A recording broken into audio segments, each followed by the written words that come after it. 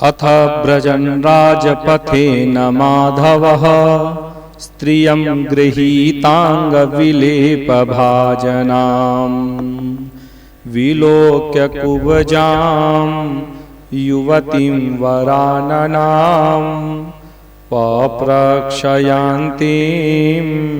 प्रहसन् रसप्रदः। जब भगवान वृंदावन से मथुरा जा रहे थे, परम भागवत श्री अक्रूर जी कंस की मन की बात पूरी करने के लिए भगवान को वृंदावन से लेकर के और मथुरा जा रहे थे, उस समय की घटना है। जब भगवान ग्वाल बालों के साथ राजपथ पर चल रहे थे, उस समय ऐसा हुआ कि मार्ग में भगवान ने रजक पर कृपा की, एक धोबी के ऊपर कृपा की। कल की कथा में आपने श्रवण किया। इसके बाद आपने सुना कि भगवान ने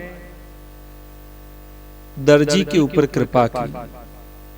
फिर सुदामा नाम का एक माली था, उसके ऊपर कृपा की।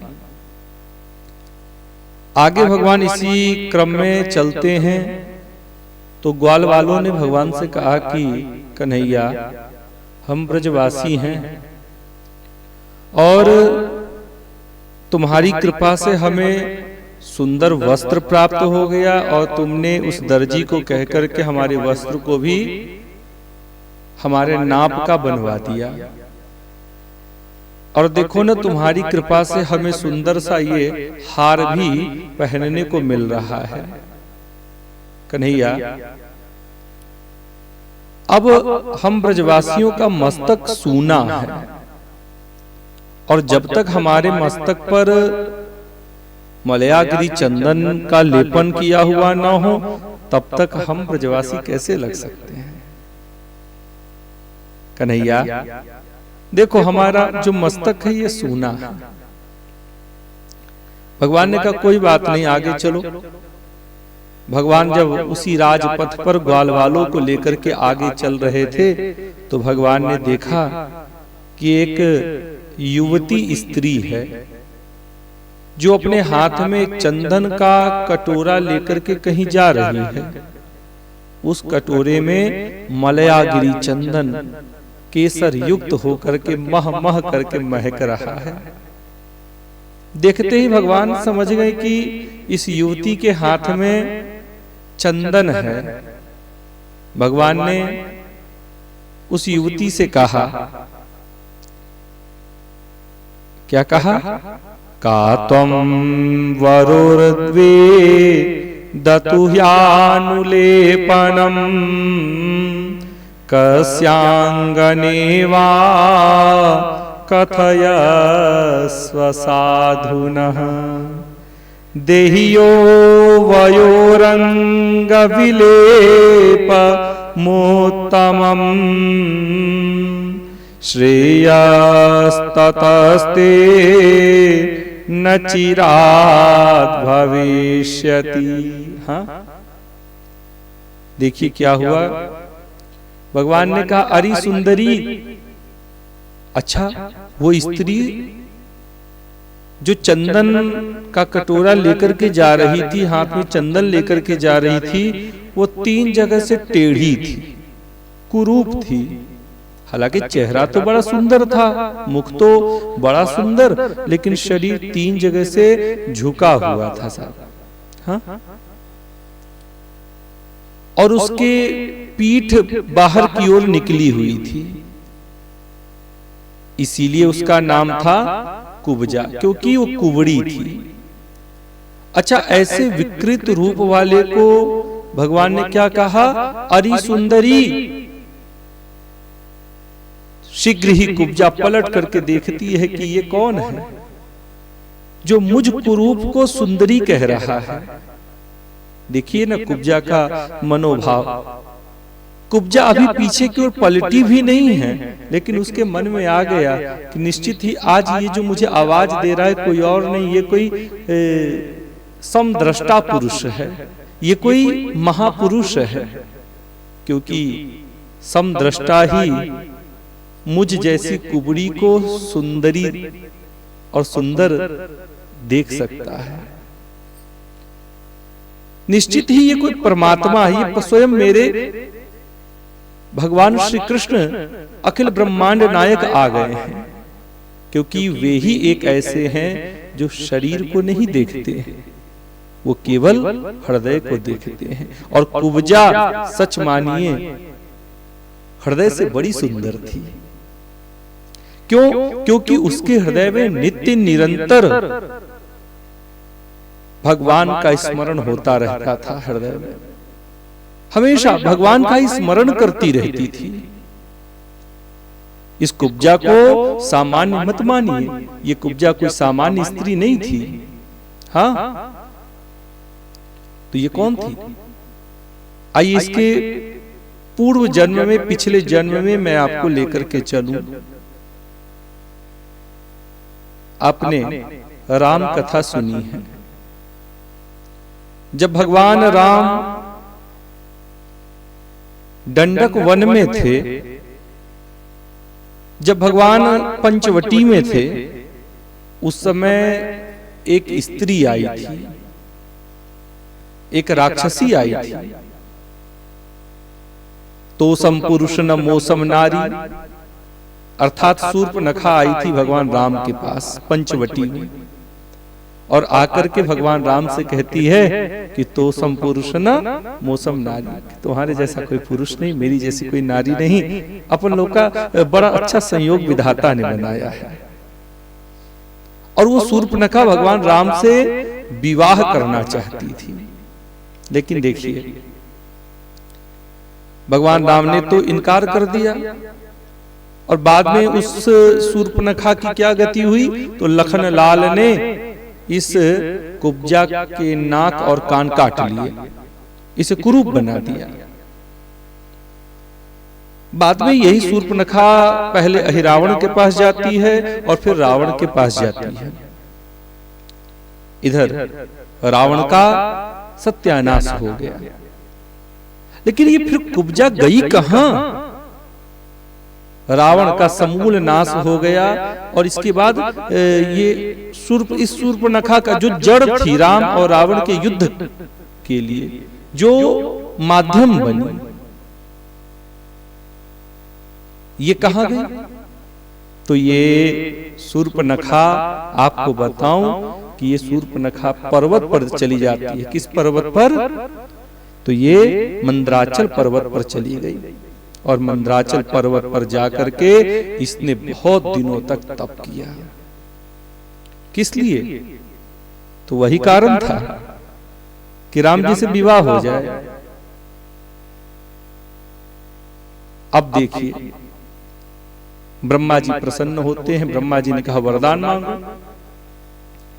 ब्रह्मा जी से इसने कहा कि भगवान से मेरा विवाह हो जाए, भगवान के मैं प्रिय हो जाऊं, क्योंकि वो मुझे मेरी ओर देखते भी नहीं है। मैं गई पंचवटी में, मेरी ओर उन्होंने देखा तक नहीं। और मैं तो बड़ा प्रेम करती हूं, मैं तो चाहती हूं कि वो भी मुझसे प्रेम करे। तो हे ब्रह्मा जी, मुझे अगर आप वरदान देना चाहते हैं, यदि आप वरदान देना चाहते हैं तो मुझे यही वरदान चाहिए कि उनके और मेरे बीच परस्पर प्रीति हो जाए। जैसे प्रेम मैं करती हूं उनसे, वैसा ही प्रेम वो भी मुझसे करे। ब्रह्मा जी ने कहा कि अभी तो उन्होंने एक पत्नी व्रत धारण कर रखा है, अभी तो संभव नहीं है, अभी संभव नहीं है। तो फिर मैंने तप किया है, आप दर्शन देने आए हैं, वरदान देने आए हैं। मैं तो यही वरदान मांगूंगी, अन्यथा और कुछ मुझे मांगना नहीं है। ब्रह्मा जी ने कहा चिंता मत करो, द्वापर के अंत में यही राम कृष्ण बन करके आएंगे। और जब कृष्ण बन करके आएंगे ना, तो तुम्हारी समस्त कामनाओं की पूर्ति वे तब करेंगे, जो तुम चाहती हो ना कि वो भी तुमसे प्रेम करे। तो निश्चित ही भगवान तुमसे प्रेम करेंगे। और अगाध प्रेम करेंगे, तुम्हें भी अवसर मिलेगा। यही शूर्पणखा अगले जन्म में कुब्जा बनकर के आई है। अरे सुंदरी कुब्जा पीछे पलट करके देखती, और जैसे ही इस कुब्जा ने देखा भगवान को, सच मानिए रोम रोम इसका पुलकित हो उठा, रोम रोम मानो कि नृत्य करने लगा। ऐसी स्थिति बस भगवान को ये देखे जा रही है, और दोनों आंखों से अश्रुधाराएं बहने लगी। किसी ने कहा कि जानते हो ये अश्रुधाराएं क्यों बही? क्योंकि वो चंदन जो आज घिस करके ले जा रही थी, किसके लिए? भोजराज कंस के लिए। क्योंकि भोजराज कंस के लिए कुब्जा ही चंदन घिस करके तैयार करती थी, क्योंकि कंस को कुब्जा के हाथ का ही चंदन पसंद आता था। तो एक व्यक्ति के लिए ये घिस करके ले जाती थी तो चंदन थोड़ा था, और यहां तो पूरी टोली है भाई। भगवान है, उनके बड़े भैया बलराम जी हैं, साथ में ग्वालवाल है। कैसे संभव है कि सबको भगवान का अंगराग लगा हुआ वो सबको प्रसादी रूप में मिले? तो कुब्जा जब भगवान को देखती है और देख करके जब उसके आंखों से अश्रुधार आए वही, तो उसकी जो प्रेमाश्रु है, ये प्रेम की जो अश्रु है ना, ये इसे सामान्य ना समझो। वो अश्रु उस पात्र में गिरा और आज चंदन भी बढ़ गया, अधिक हो गया, पूरी टोली भर के लिए हो गई। भगवान ने कहा कुछ बोला जाए, नहीं तो टोली से ज्यादा हो जाएगा तो कहीं इसी में बाढ़ से बह ना जाए, पूरे मथुरा को नहीं लगाना। भगवान निकट गए, अरे सुंदरी तुम कौन हो? कुब्जा ने कहा कि हे प्रिय, मेरा नाम कुब्जा है, क्योंकि मैं 3 जगह से टेढ़ी हूं। मैं कुबड़ी स्त्री, कुरूप स्त्री कुबड़ी हूं, इसलिए लोग मुझे कुब्जा कहते हैं। अच्छा, भगवान ने कहा तुम्हारे हाथ में जो ये सोने का पात्र और उस पात्र में जो चंदन है, ये तुम किसके लिए ले जा रही हो? हाँ, किसके लिए तुम ले जा रही हो? उस सौरंधरी ने कहा कि सरकार, वैसे तो मैं ये भोजराज कंस के लिए ले जा रही थी, लेकिन अब आपसे बड़ा इस चंदन का अधिकारी कोई नहीं है। कुब्जा ने अपने हाथों से भगवान को अंगराग लगाया, नाभि से ऊपर के समस्त अंगों पर उस सौरंधरी ने चंदन का लेपन किया, उस अंगराग का लेपन किया। बाद में उस कटोरे को आगे बढ़ा दिया, बलराम जी ने लगाया, और बलराम जी ने भी लगा करके उस चंदन के कटोरे को आगे किया, और ग्वालवालों ने लगाया। इसके बाद देखिए भगवान बहुत प्रसन्न हुए उस कुब्जा के ऊपर। कुब्जा का मन उसके हाथों से निकल गया भगवान को देख करके। हाँ, इतने सुंदर। उसने भगवान पर अपना हृदय न्यौछावर कर दिया, उस सौरंधरी, उस कुब्जा ने। देखिए, तब भगवान श्री कृष्ण ने अपने सांवले शरीर पर पीले रंग का और बलराम जी ने अपने गोरे शरीर पर लाल रंग का अंगराग लगाया तथा नाभि से ऊपर के भाग में अनुरंजित होकर वे अत्यंत सुशोभित होने लगे दोनों भाई। भगवान उस कुब्जा के ऊपर बड़े प्रसन्न हुए। उन्होंने अपने दर्शन का प्रत्यक्ष फल दिखलाने के लिए 3 जगह से टेढ़ी किंतु सुंदर मुख वाली कुब्जा को सीधी करने का विचार बना लिया, इसे अब सीधी कर दी जाए।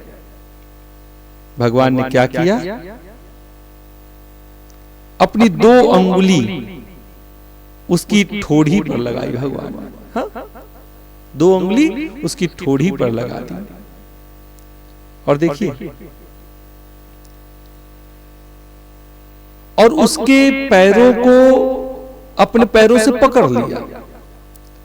और ऐसी स्थिति में भगवान ने उसे 3 बार ऊपर की ओर उठाया, उचकाया।